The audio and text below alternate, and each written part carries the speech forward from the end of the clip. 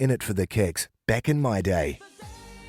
This is the part of the show where we get the story of a very famous track as told by the producer that made it. This week, we're winging our way all the way to the UK. This man has produced house, he has produced trance, and he is well known in hard house circles. His name is Rob Tissera. We're going to go back to the year 1998 when Pete Tong signed this particular tune to his record label FFRR. Rob Tissera joined forces with a man called Ian Bland, and together they were known as Quake. Tonight's Back in My Day is Quake, featuring Marsha Ray. Let's learn the story of The Day Will Come. With The Day Will Come, it was one of those tracks. This is the thing. I think sometimes I meet with a lot of producers and I see a lot of things on social media where people say, yeah, I've just rattled this track out in 3 or 4 hours and it's great. And you know what? I completely get that. And that can definitely work when you've got a solid idea, but sometimes the best things that I've ever made, including some of the tracks you touched on earlier, like the flipped out tracks, which were, pretty much the groundbreaker for everything else that I've done, the deal breaker in terms of doing things that have got a bit more emotion in, those tracks are organic, and with The Day Will Come in particular, and the one that I've just touched on, the flipped out tune, it took about, and this is no word of a lie, it took about 18 sessions to get that how we wanted it to be, just purely and simply because we just kept going in and adding and subtracting until we got the finished product. And with The Day Will Come, what initially happened was we were going to do a remix for DMC. We'd been looking at doing a track which was on, I think it was on Defected Records back in sort of in the 90s, called Anne Nesby, Can I Get a Witness?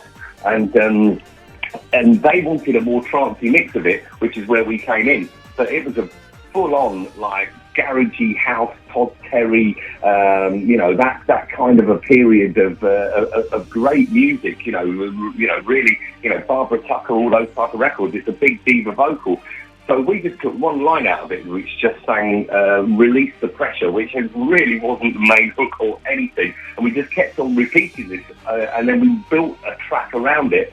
And then it got to a point where we thought we really, really liked it, and it sounded really like the best thing that we'd ever done. Up to that point, we were just sat in the studio after a number of weeks of working with this other vocal, thinking, how good is this beginning to sound? Adding orchestral parts and all the different elements of percussion, and like I say, stripping some stuff away, then finding a better bass, and eventually after a few weeks we were thinking, I love this.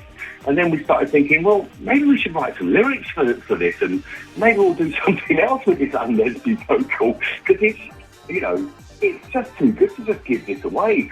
So we were sat in the studio, and Ian said, I know, what about this? And he sang, The Day Will Come For You.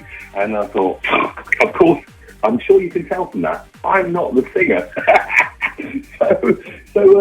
So he sang that line, and then within a couple of minutes, I thought, right, I know what the next line needs to be. So I sang, I said the next line to him, and then we pretty much wrote a poem over the course of the next week or so, which was the lyrics, and we just kept on phoning each other every other day, because we live about 70 miles apart. So you'd wake up at 8 in the morning and say, right, show your face is true. And we were like, yeah, amazing. Managed to get it all down. Eventually, get the verse and the choruses sorted out, and then we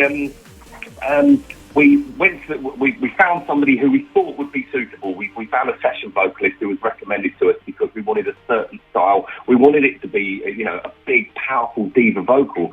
So we met this woman who, a girl called Marsha Ray, who used to be a backing singer for Simply Red. And she came to the studio, and on the way to the studio, she said, we picked up the train station and said, right, guys, not being funny, nothing's happening until I've had about half a bottle of brandy. So we stopped at the off licence, bought half a bottle of brandy, took her to the studio, made her a cup of tea, gave her the tune, which she hadn't, she heard it on a cassette, a rough draft of it with the music, and she'd had a thought about how it should be done. We sent her the lyrics, and then she came into the studio and said, right, okay, before we do anything, right, let's all have a group cuddle. So we had a group cuddle, and then I went out to make her a cup of tea, and she started singing the song, and when she hit the first 3 or 4 lines, I've got to say, I actually laid on the floor with my, with like a dying fly, with my arms in the air, just pumping my arms and thinking, oh my God, I've never heard anyone sing like that. Amazing. The best, I think, I'm sure you can tell from the emotion in my voice, that is still the best moment I've ever had in music. Hearing somebody, your interpretation after we've been going, tell your face is good, for her to come and smash it out right down the fairway was truly amazing. So she sang it all, and then she said, right, we'll do harmonies for it, we'll do loads of different takes of it. She gave us all these vocals. We went away and then took off the Ann Nesby vocal, put that on the track. It was just the most amazing time. It really was, so that's kind of how that came together. And then from that, we had an aftertaste of it cut. And a very, very good friend of mine is a guy called Phil Faversham, who's from Leeds, and he ended up working doing A&R for FFRR. And on this day, I'd actually been down to London specifically get an aftertaste of the track cut at a place called Music House. So I was sat there with Groove Rider and Kenny Ken and all these guys having their dovetails cut, and I go in with this trance track.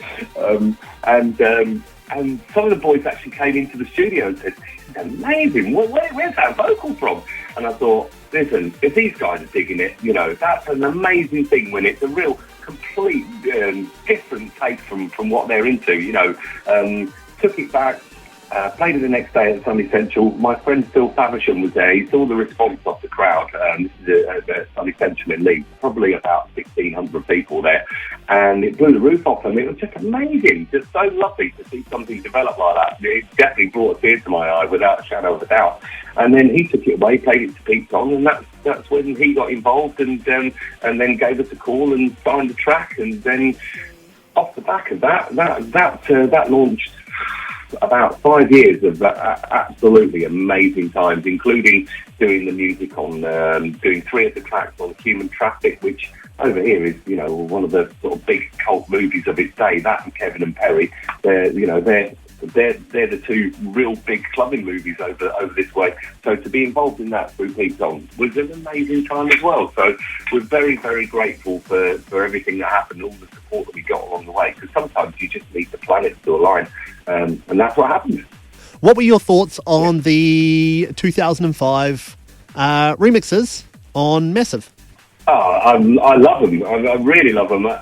It's the thing is that sometimes when people want to remix your work, it can be one of those moments where it can be pretty deflating at times when you put it on and you just want it to be the best thing ever, and when it's not done right, it's a massive disappointment. But with those guys, they nailed it. They absolutely nailed it. So clever the way John and Steve sort of moulded a pretty familiar trance sound to what was already there vocally. I thought the pads, the emotion in the breakdown, how long the breakdown is how it builds up. I've got to say, I think it's flawless. I really do. And the Roll and Write mix, that was a real pleasure. I mean, those guys, they nailed it as well. They managed to get that harder coating on the outside of it, but still deliver the emotion and still keep pretty much the breakdown as it was, but then add a killer riff to it, really clever stuff. I loved them. The first ever electronic music show on Hauraki. This is In It for the Kicks, 10 till midnight Friday nights.